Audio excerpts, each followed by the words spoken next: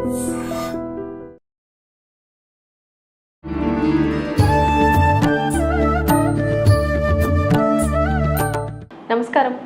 Welcome to I dream. ధర్మ మార్గం with Vijitha కార్యక్రమానికి స్వాగతం. ప్రస్తుతం మనతో పాటు ఉన్నారు దివ్య విశ్వశక్తి పరివార ప్రచారకులు స్వామి ఓం స్వరూప్ గురువు గారు. ఇప్పుడు గురుగారితో మాట్లాడి మరిన్ని విషయాలు తెలుసుకుందాం. నమస్కారం అండి. దివ్య స్వరూపులకి దివ్యాశిష్యులు శుభం. సాధారణంగా మనం చూస్తూ ఉంటాము, క్షేత్రాలకు ఆలయాలకు వెళ్ళినప్పుడు అక్కడ చేతికి కట్టుకునే రంగురంగుల దారాలన్నీ కూడా అమ్ముతూ ఉంటారు. అవి తీసుకొచ్చి చేతికి కట్టుకుంటూ ఉంటాము. అంటే అసలు అది ఏ రకంగా పనిచేస్తుంది? వీటితో పాటు మనం మామూలుగా కంకణాలు, దేవుడి యొక్క రక్షలు కొంతమంది పురోహితులు కడుతూ ఉంటారు ఆలయంలోకి వెళ్ళినప్పుడు రక్షగా. కొంతమంది మామూలుగా మనం అక్కడ కొనుక్కొచ్చుకొని, అంటే లోపల కొన్ని క్షేత్రాలకు విశేషంగా ఇక్కడ ఈ కంకణం స్పెషల్ అని చెప్పి అమ్ముతూ ఉంటారు. అలాంటివి తీసుకొచ్చి కట్టుకుంటారు, కాశీ దారాలు లాంటివి. ఇలాంటివన్నీ కూడా కట్టుకోవటం వల్ల అసలు ఏంటి ప్రయోజనము? నిజంగా ప్రయోజనం ఉంటుందా? ఒక్కసారి అలాంటి దారం కనుక మనం ధారణ చేస్తే అది ఎంతకాలం వరకు దాని పవర్ అనేది ఉంటుంది? ఇలాంటి విషయాలన్నీ కూడా తెలియజేయండి. చాలా సంతోషం అమ్మా. ఇలాంటి ఆంతర్యము రహస్యము కలిగిన విషయాలు అడగాలంటే మా విజయమ్మ తల్లి అడగాలి, మేమే చెప్పాలి, సమస్య లేదు. చాలా బాగుందమ్మా. ఇది విశేషమైన ప్రశ్న. రక్ష అనేటువంటిది భగవంతుడు రక్ష. ఆయన మనని సర్వకాల సర్వావస్థలందు ఆయన పిల్లల్ని కాబట్టి కాపాడతాడు. ఇది ఏంటంటే ఏకాగ్రత చిత్తం లేని వాళ్ళకి, భగవన్నామ సరిగ్గా చేయని వాళ్ళకి, మరి టైం కుదరని వాళ్ళకి ఇత్యాదివన్నీను, వాళ్ళందరూ కూడాను మరి ఎవరన్నా పూజ చేసిస్తే కట్టుకుంటారు. అంటే వీళ్ళు చేయాల్సిన పని ఇతరులు చేసి ఛార్జ్ చేసి ఇచ్చినట్టు అన్నమాట. అయితే ఈ థ్రెడ్స్లో రకాలు ఉన్నాయి. అంటే రక్షాబంధనాలు తెలుపు, ఎరుపు, రెయిన్బో కలర్స్ అన్నీ ఉంటాయి. కానీ చాలామంది తెలియక కాశీ దారాలు కట్టుకుంటుంటారు. వాళ్ళని నేను ఏవి అనడానికి ఏం లేదు. ప్రేమతో కట్టుకుంటారు, ఇష్టంతో కట్టుకుంటారు, భక్తితో కట్టుకుంటారు. కానీ మామూలుగా నలుపు, బ్లూ ఈ రెండు రంగులు ఎక్కువగా మానవులు షూటింగ్లలో, సినిమా వాళ్ళు ఏదైనా ఫ్యాషన్ పెరేడ్స్లో ఎవరైనా ఫంక్షన్స్కి వెళ్ళేటప్పుడు మ్యాచ్ అవ్వడం కోసం వాడడం. ఆ గంట 2 గంటలు ఓకే. కొంతమంది మంచి అందంగా ఉండే అబ్బాయిలు అమ్మాయిలు ఆ రంగు మ్యాచ్ అవ్వడం కోసం ఆ కలర్స్ వాడుతాం. కానీ అది ఎక్కువగా వాడకూడదు. వాడడం వల్ల యూనిట్స్లో ఉండేటువంటి ఎనర్జీ ఈ రంగులలో మిళితమై మిక్స్ అయ్యి ఈ బాడీకి అది హాని చేస్తుంది. ఎలా హాని చేస్తుందో ఉదాహరణ చెప్పాలి మరి, లేకపోతే హాని చేస్తుందంటే అయిపోదు. ఇప్పుడు మనం ఎండలో గొడుగు, ఎండాకాలంలో ఛత్రి, గొడుగు ఇలాంటి మాటలు మాట్లాడతాం. ఆ ఎండ తప్పించుకోవడం కోసం మనం తెలియక అమాయకంగా నల్ల గొడుగు కలర్స్ కూడా ఈ మధ్య వచ్చాయనుకో. ఎక్కువగా అప్పట్లో నలుపు ఉండేవి కదా, బ్లూ కూడా ఉండేవి. అది పెట్టుకున్నప్పుడు ఏమవుతుందంటే ఎండలో నడుస్తున్నప్పుడు ఆ హీటు డబల్ త్రిబల్ అయిపోతుంది, త్రివిణీకృతం అయిపోయి ఇంకా వేడెక్కిపోతుంది. ఈ కామన్ ఎండ, ఈ ఎండలో ఇది ఎందుకు ఉపమానం చెప్పడం జరిగిందంటే వాడే వాళ్ళకి, ఎక్కువ టైము ఎండలో నడిచే వాళ్ళకి, గొడుగులు వేసుకొని తిరిగే వాళ్ళకి అర్థమైపోతుంది. ఆ నలుపు, ఆ రేస్ తీసుకునేటువంటిది మళ్ళీ తిరిగి ఇస్తుంది. అలాగే విశ్వంలో ఉండే ఎనర్జీ డబుల్గా అయ్యి 2-3 రెట్లుగా అవి ఇవ్వడం కాదు. అది దాన్ని ఏమంటారంటే పాజిటివ్ ఎనర్జీ ఏదైతే ఉంటుందో అది కాకుండా అపోజిట్ ఎనర్జీస్ ఏవైతే ఉంటాయో అవి అట్రాక్ట్ అవుతుంది. అట్రాక్ట్ అయిపోయి మనకి ఇబ్బంది కలగడానికి, ఆరోగ్యం కూడా ఇబ్బంది అవుతుంది. అదే మీరు తెల్ల గొడుగులు కానీ బట్టలు కానీ వేసుకోండి, చూడండి. ఫర్ ఎగ్జాంపుల్ అందరూ యాక్సెప్ట్ చేసే విధంగా దాని పవర్ గురించి చెప్పాలంటే వైట్ డ్రెస్ లీడర్స్ డ్రెస్. అందరూ లీడర్లు ఏం చేస్తారు? తెలుపు వేసుకుంటారు. అసలు వాళ్ళు ఏ రంగులో ఉన్నా సరే తెలుపు కంపల్సరీ వేసుకుంటారు. ఎందుకు వేసుకుంటారంటే వాళ్ళకి తెలియకుండా ఆ పవర్ విల్ యాక్ట్ అనమాట అక్కడ. ఆ తెల్ల బట్టలు వేసుకునేసరికి ఒక దర్పం, ఒక క్వాలిటీ, కమాండింగ్ వచ్చేస్తుంది, ఆ శక్తి. అది నిజంగా చాలా ఆశ్చర్యం. ఎవరినైనా చూడండి తెలుపు డ్రెస్ వేసుకునే వాళ్ళు, ఆ హుందాతనం, ఆ అట్రాక్షను వేరేగా ఉంటుంది. అలాగే ఒకప్పుడు ఇంకొంచెం వెనక్కి వెళ్తే మన యజ్ఞోపవీతం, జంధ్యములు అంటాం, అన్ని కులాల వాళ్ళు వేసుకునేవాళ్ళు అప్పట్లో. పోగులు 3, పెళ్ళైన వాళ్ళు, పెళ్ళి కాని వాళ్ళు 9, ఇలా లెక్కలు ఉండేవి. అవి కూడా గాయత్రి మంత్రం ఉపదేశం తీసుకున్న వాళ్ళు ఆ మంత్రాన్ని చదువుతూ ఉండి 1000, 500 ఎంతో ఒక లిమిటేషన్ పెట్టుకొని చేస్తే ఆ యజ్ఞోపవీతానికి ఆ గాయత్రి అమ్మవారి శక్తి వచ్చేది, అందులో చార్జ్ చేయబడేది. అందుకని ఇంకా కొంచెం వెనక్కి వెళ్తే మనం ఇప్పుడు పంచె అంటున్నాం, పంచె అనే పదం కరెక్ట్ కాదు, కానీ కండువా అనేటువంటిది అనొచ్చు. ఒంటి మీద అప్పట్లో చాలామంది జంధ్యాలు ఒక వస్త్రంలాగా వాడేవారు. వస్త్రంలాగా అది వేసుకుంటే ఒక వస్త్రం ఉన్నట్టు లెక్క, ఒక కండువా ఉన్నట్టు లెక్క, ఒక పంచి ఉన్నట్టు లెక్క, ఏదో ఒకటి అనుకోండి. అదొక హుందాతనం ఉండేది. ఇప్పుడు తగ్గిపోయింది, ఒకప్పుడు అది ఎక్కువగా ఉండేది. కానీ ఈ యొక్క జంధ్యం వల్ల భగవంతుడు శక్తి థ్రెడ్ అనొచ్చు. అది వేసుకుంటే వాక్శుద్ధి కలుగుతుంది. కళ్ళల్లో కళ్ళు పెట్టి ఎవరన్నా చూడలేరు. అంటే వీళ్ళకి అంత పవర్ఫుల్ వ్యక్తులు అన్నమాట. మంచి రంగు, తేజస్సు, వాళ్ళతో మాట్లాడాలన్నా వాళ్ళు ఏం చెప్పినా ఆర్డర్ అలా ఉంటుంది. అందుకనే పూజలు చేసే స్వాములు, తల్లులు, తండ్రులు, దేవుళ్ళు, గుళ్ళల్లో పనిచేసే ప్రీస్ట్, పెద్ద పెద్ద వాళ్ళు చెబితే వినడం, అడగడం, అంతే. కానీ ఇంకా మనం వేరే ప్రశ్న చేయడానికి వీలుండదు. జంధ్యాలే కాకుండా ఆ ఉదాహరణ ఎందుకు చెప్పంటే ఇన్నిట్లో ఆ యొక్క శక్తి ప్రవహిస్తూ ఉంటుంది. ఇక్కడ తెలుపు రంగు గురించి ముఖ్యంగా మాట్లాడుతున్నాం కాబట్టి తేజోవంతమైన, తేజస్సు కలిగినటువంటి తెలుపు శక్తి రూపం కూడా తెలిపే. ఆరా దేవుళ్ళ వెనకాల ఉండే అది కూడా తెలిపే. మనం పుట్టిన దగ్గర నుంచి పెరిగిన తర్వాత పోయే వరకు కూడా ఆరా మనకి అంటిపెట్టుకుంటుంది. అది 1 mm. ఎంత మనం దేవుడికి ఎక్కువగా కృషి చేసి, సేవ చేసి ఇచ్చేస్తే అప్పుడు పెరుగుతూ ఉంటుంది. దాన్ని బట్టి తెలుపు అనేటువంటిది తేజస్సుకు నిదర్శనం, ప్రకాశానికి నిదర్శనం, తర్వాత అది శక్తికి నిదర్శనం. కాబట్టి మనం దాన్ని ఉపాసన చేసినా శక్తే సంపాదిస్తాం. మెళ్ళో వేసుకునే తెలుపు బట్టలైనా ఎగ్జాంపుల్ చెప్పా.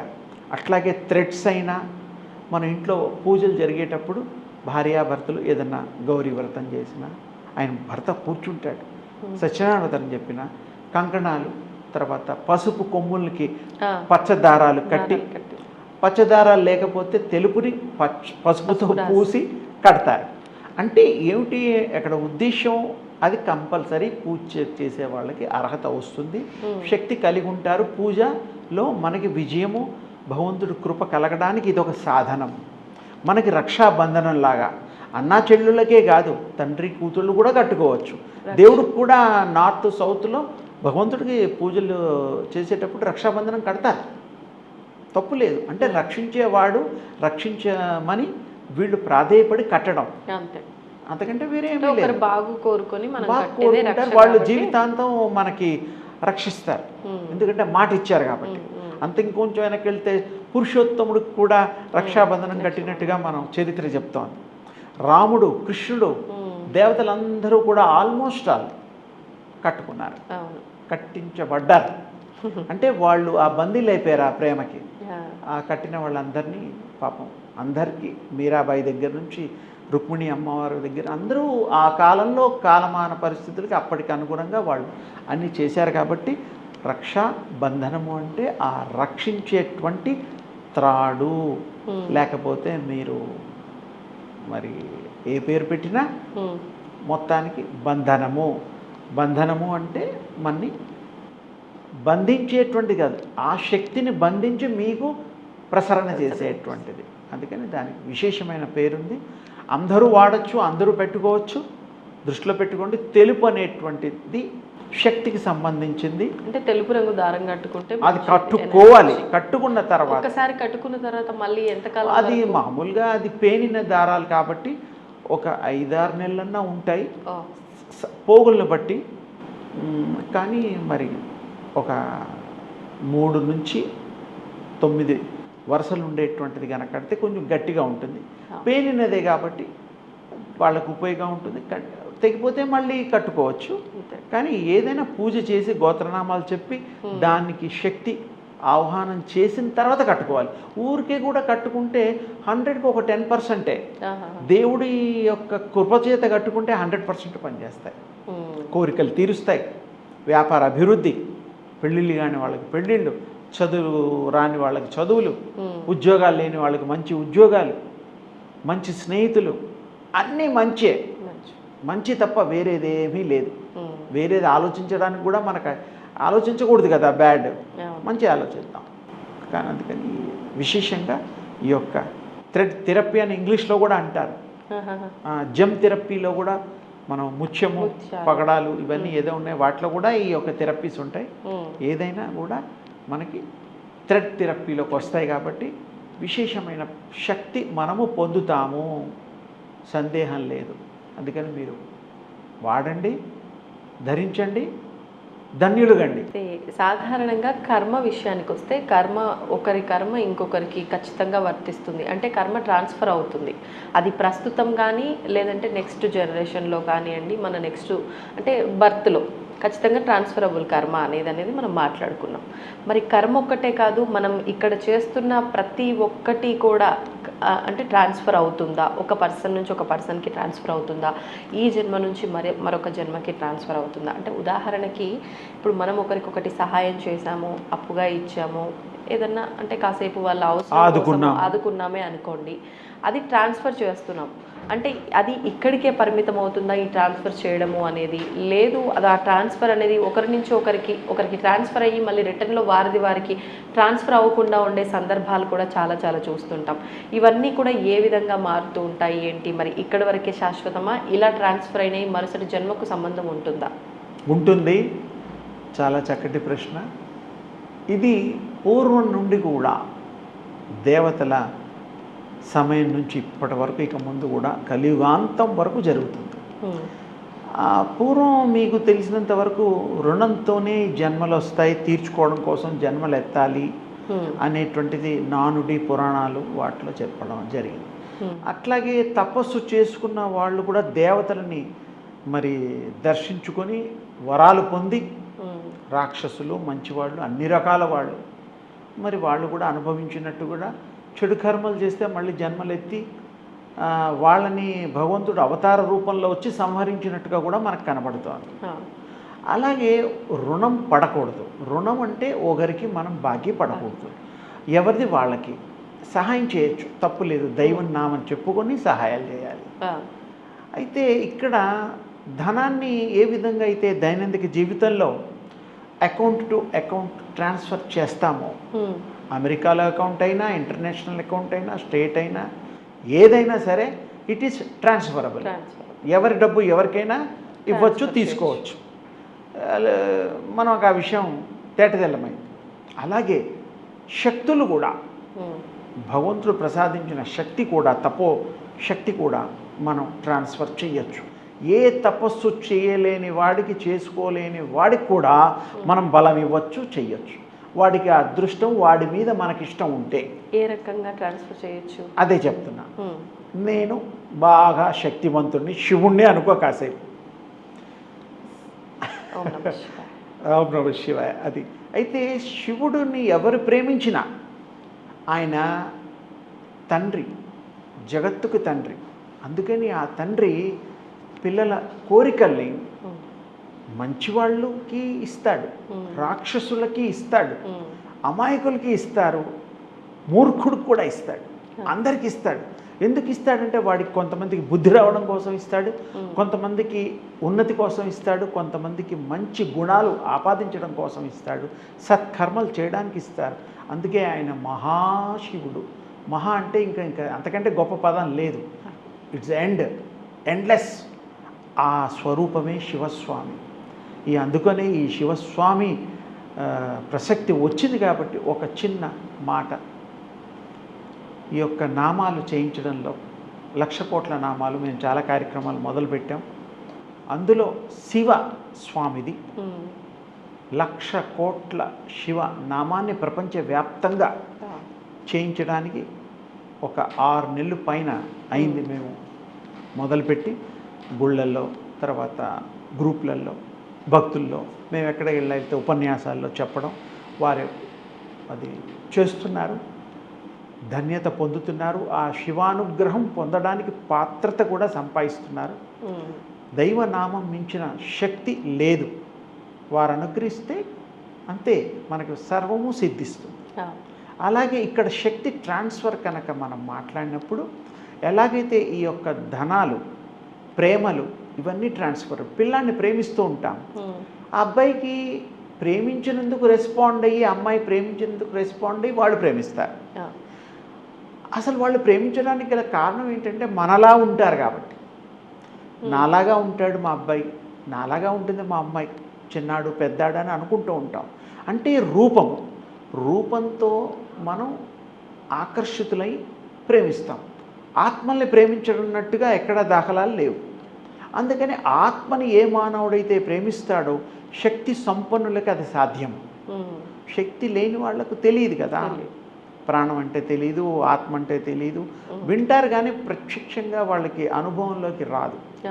అందుకని మనలాగా ఉండే వాటిని మనం ప్రేమించడం, పిల్లల్ని, వాటిని, ఇష్టుల్ని. అలాగే ఈ మనం సంపాదించిన సంపద అంతా కూడా పిల్లలకి ఇచ్చే వెళ్తాం. మనం కొంత అనుభవిస్తాం వాళ్ళ చదువులకే కానీ, రకరకాల ఖర్చులకే కానీ.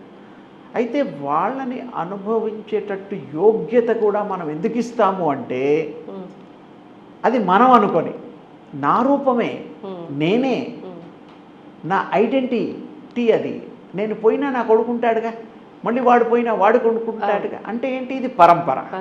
అందుకని ఈ ధనాలు, ఆస్తులు పిల్లలకి ఎందుకు చెందుతాయి అంటే అది వాడే కాబట్టి, వేరేవాడు కాదు. వేరేవాడికి ఇష్టం ఉంటే ఇవ్వచ్చు, అది కూడా ట్రాన్స్ఫరబులే. అది గిఫ్ట్ డీడు అవి ఇవి కొన్ని పదాలు వాడతారు. శక్తులు ఎవరున్నా సరే ఇష్టమైన వ్యక్తులకి శక్తులు సంపాదించిన వాళ్ళకి ఇవ్వడానికి అర్హత ఉన్నది, ఇవ్వగలుగుతారు, క్షణంలో ఇవ్వగలుగుతారు, చూపుతో ఇవ్వగలుగుతారు. శక్తిపాత్ అంటారు దాన్ని. ఇలా బ్రుకిటితో నొక్కి కూడా ఇవ్వగలుగుతారు, ముట్టుకోకుండా కూడా ఇవ్వచ్చు. సంకల్పంతో ఎదుటి వాళ్ళకి వాళ్ళ యొక్క శక్తిని ట్రాన్స్ఫర్ చేయొచ్చు, దాంట్లో డౌటే లేదు. చాలా ఉదాహరణలు మన పురాణాలలో భగవంతుడు ఎంతోమందికి ఇచ్చారు. మనం కూడా మన పిల్లలకి ఆస్తులు ఇచ్చినట్టుగా, మనకి క్లోజ్గా ఉండే వాళ్ళకి సహాయాలు చేసినట్టుగా, ఎవరికో లోన్ మనం తీసుకొని కూడా ఇస్తూ ఉంటాం ప్రేమ వల్ల. ఆయన ఇస్తాడో ఇవ్వడో నమ్మకం, అంటే వారు బాగు కోరుతాం. అంటే ఇట్ ఇస్ ట్రాన్స్ఫరబుల్. ప్రేమ ట్రాన్స్ఫరబుల్, భక్తి ట్రాన్స్ఫరబుల్, శక్తి ట్రాన్స్ఫరబుల్, ఎవ్రీథింగ్ ట్రాన్స్ఫరబుల్. ఇఫ్ మనం చెయ్యాలి అనుకుంటే వాళ్ళు కూడా స్వీకరించడానికి రెడీగా ఉండాలి. లేకపోతే వాళ్ళు ఎలా తీసుకుంటారు? దానం చేసేవాళ్ళు ఉంటారు, పుచ్చుకునేవాడు కూడా ఉండాలి, లేకపోతే ఎలా కుదరదు. అందుకని ఇది చాలా విశేషమైనటువంటి శక్తిపాత్ గురించి మనం మాట్లాడుకున్నాం, దాన ధర్మాల గురించి మాట్లాడుకున్నాం, తర్వాత ఇతరులు బాగు కోసం దయ, కృప, కరుణ ఇలాంటి వాటి గురించి కూడా ఇవన్నీ ట్రాన్స్ఫరబుల్. ఎన్ని జన్మలు అనేటువంటిది మనం వస్తే మీకు ఎన్ని జన్మలకి ఇవ్వడానికి మీకు సంకల్పం ఉంటే అన్ని జన్మలకి ఇవ్వచ్చు. శరీరం ఉన్నా ఇవ్వచ్చు, శరీరం లేకపోయినా కూడా ఆత్మకి మనం ఇవ్వచ్చు. ఆ రూపాలు మారుతాయి.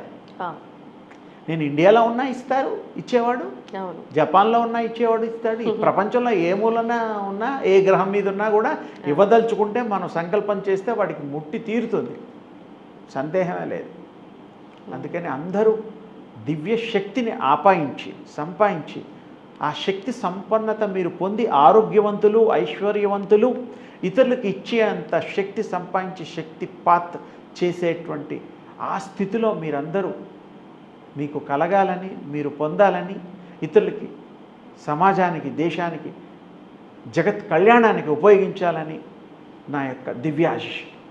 ధన్యవాదాలండి. And for more videos, Please subscribe to iDream channel. Subscribe to iDream Media. Please subscribe to iDream. Please subscribe to iDream. Please subscribe iDream. And please subscribe to iDream. For more videos, subscribe to iDream. please like, share, and subscribe to the channel. Congratulations, iDream. Subscribe to iDream. Subscribe to iDream. So subscribe to iDream Media. iDreamకి iDream team అందరికీ huge congratulations. Please subscribe iDream Media. Please subscribe to iDream. Subscribe iDream. Please subscribe to iDream. iDream అంటే నా కళల ఛానల్ను subscribe చేసుకున్న నోరు తిరుగుతలేదు, మీరైతే గంట గుర్తు కొట్టండి. For more such videos, please subscribe to iDream. Subscribe to iDream. Please subscribe to iDream. Please subscribe iDream Media. Please do subscribe to iDream. Please subscribe to iDream Media. For best entertainment and information, please subscribe iDream. And don't forget to subscribe to iDream.